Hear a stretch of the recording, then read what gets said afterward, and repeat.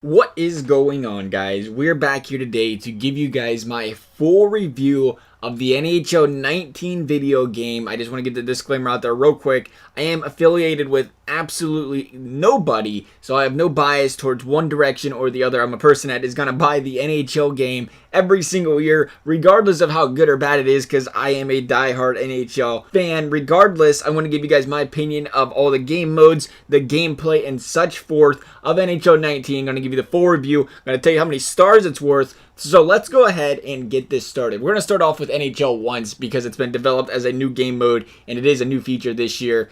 And it's good to mess around in. NHL Ones is definitely a mess around in game mode, but I don't think it can be taken any more seriously than a drop-in because you are playing with 3 players. They're all humans. It does completely depend on that third human a lot of the time. It is a game mode where there isn't penalties, period. So like I said, it can be taken a lot more freely. It is definitely a fresh game mode with EA trying to expand the depth of the game. We're going to be generous here, and we're going to give NHL Ones a 6. Which brings us to our other mess around mode, NHL 3s. 3 Circuits is back, and by the way NHL 3s looks, it's an absolute carbon copy of NHL 18. The gameplay is still very arcade-like. That's how it's designed to be, and you will still unlock rewards at the conclusion of games. As I mentioned, it is indeed an arcade mode that is, again, for the right players. I just enjoy the arcade style of play. Being another quote-unquote mess-around mode, though, and seeing the huge drop-off in the amount of people who played this mode after the first month of last season, we have to give NHL 3s a 3. As we've just not seen enough change about this mode to make us believe it's going to be a die-hard game mode played this season.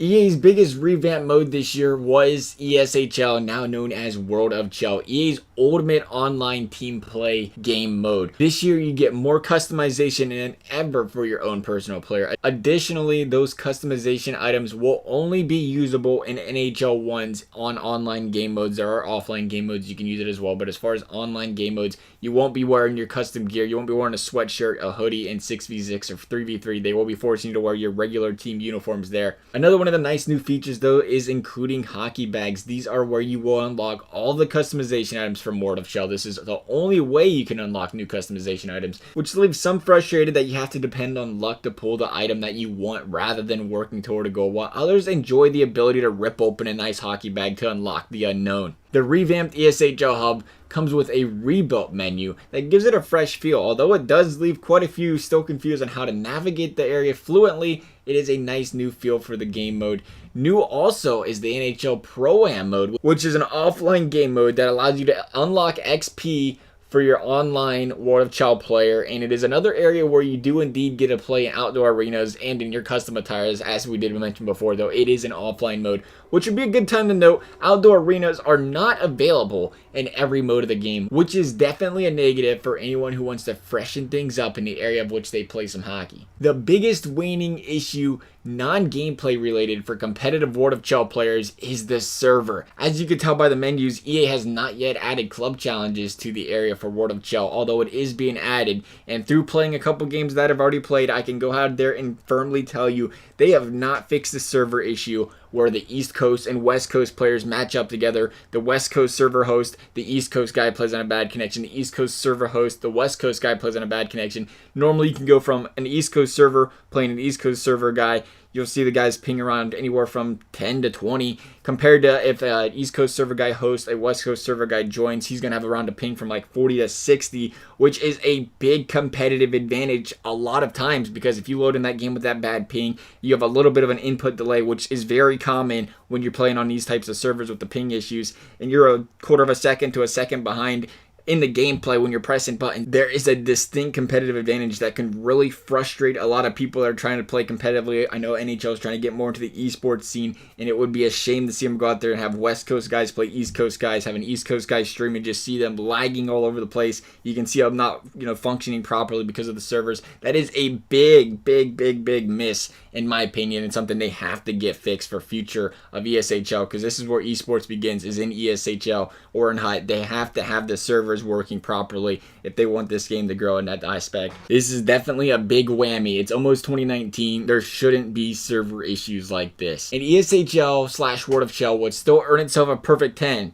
but it's still missing the ability to fully customize attributes that a lot of fans want back. In the server issue, again, I bring up, is a serious problem for any competitive World of Chel player. Regardless, the work put into this mode this year is more than we've seen in many years and deserves the recognition for it. We're going to give it a 9 out of 10. And we have Draft Champions, another mode that has been virtually untouched since being implemented back in the series a few years ago. In fact, it's gotten worse, because as of right now, there is now currently one set for Draft Champions that can be completed, and it is indeed for a lone player. You don't even get to keep for over 10 games. Although, as we do transition into Hut, they have added objectives this year as an added part of Hut, where you have to complete certain tasks to unlock coins, packs, players, and so forth.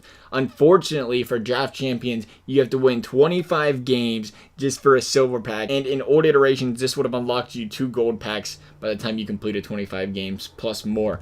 Hut Champions is making a return this year to Hut, as is competitive seasons and solo challenges this year, with a few more solo challenge options for those to play offline. More things for offline players to do is great, but it appears quote-unquote solo challenges themselves have not evolved as we were hoping they would over the year, and you still have to play full games to complete any challenge, rather than challenges that require you to, say, play the third period and complete the comeback. You still have to play every single game completely out. And we touched on lone players just a second ago, and they are now in the game, which allows a guy a chance to play with players for a 10-game limited contract. Once that 10-game contract's up, you can't use them anymore, which is great because it does give you the ability to play with high-quality players without having to invest a whole lot of money into them. And speaking of money, the prices for packs have gone up tremendously. Packs you used to be able to get for 17,000 coins or $3.50 are now costing you double that price, and they're already pricey ultimate packs now only guarantee you 17 gold players, opposed to then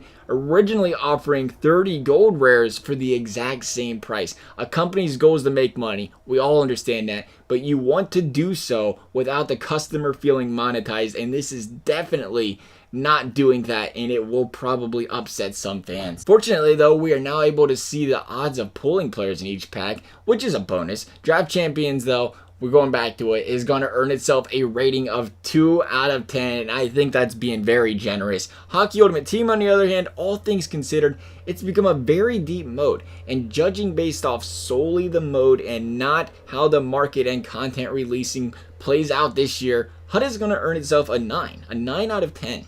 Be a Pro, another mode that has virtually went untouched since the inception of the game on next-gen consoles back in NHL 15. Fans have been dying for a revamp or a story mode of some sort to be added to Be a Pro to freshen things up and give players who love playing games like MLB The Show, Road to the Show, or NBA 2K players My Player for the quote-unquote campaign mode behind it. Again, I feel I'm being generous here, being that Be a Pro is looked at as that quote-unquote game mode of sports games, and a lot of people buy games for the campaign mode. I know a lot of the older gamers don't buy it for the campaign mode as much as the younger gamers might, or vice versa. And NHL's literally seen downgrades in the depth of its quote-unquote campaign mode Be a Pro since the NHL 13, NHL 14 years, so we're going to give it a 2 as well.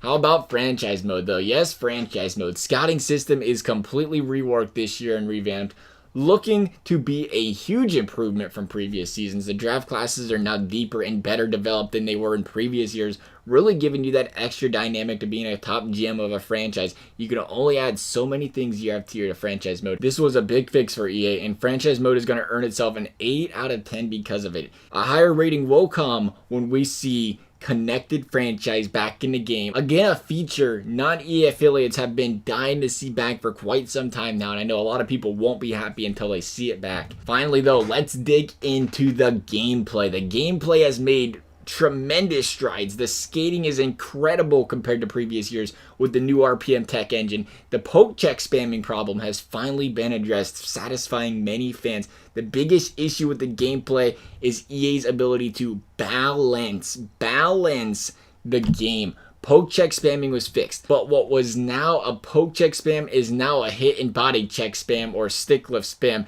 We don't see them all three balanced out evenly, where they're all equally being used properly in certain situations. We just see the spam of everybody trying to go for checks now. Now, instead of having a breakaway getting poked from behind unrealistically as it was, thankfully they fixed that, you will now see checks from behind knocking you off the puck. Again, probably not very realistic seeing a guy catch you from behind, pushing you off the puck on a breakaway. And because of it, players' hands look to already be dealt to them to where they must use bigger bodied players in order to compete in the 6v6 type modes, or else they're going to be getting knocked over anytime someone even breathes on them. With addition to that, a lot of these bigger bodied Zdeno Chara-sized players have the abilities to deke, shoot, and skate just as fast as some of the small players do due to the lack of game balance. As we brought it up earlier, you got to have the balance where the big guys aren't quite as good as the small guys in certain areas. The big guys are better in areas that small guys are bad in, because that is the difference in being big and small. The Daniel Chara is probably not going to be running a 440. There is a chance we see everyone using enforcer builds effectively if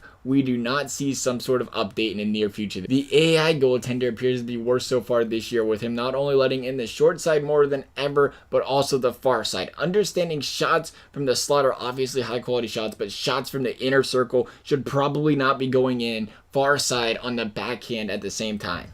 Overall, the gameplay has made big strides this year in areas, but it looks to have taken a step back in some areas, or not taken a step forward, period, making some guys probably not want to buy the game for them said areas they love playing. The question is, will we see an update to address these issues, or could we see a lot of raging gamers in a couple months once everyone figures out their bread and butter type plays and cheesy goals? If it weren't for the latter, I would give the gameplay a really, really good rating, but it is always a concern. Cheesing and glitching in every game, it's always going to be there. How's it addressed? How's it balanced is always a big question, and right now it looks like it could be shaping up to be that type of year that is actually pretty bad with it. They could update it, they can fix it, but until we see those questions answered of with the updates, or if they don't update it, we're going to give it a 7. Overall, that is going to give us a 46 out of a potential 80 stars, giving EA NHL 19 a personal rating of mine of a 5.8 out of 10. It would obviously be much higher than that, but there's outliers with certain modes making it a lot worse. That is my personal opinion, my review. Do as you will with it. Otherwise, though, guys, I hope you enjoyed the video. Thanks for watching. We'll see you next time.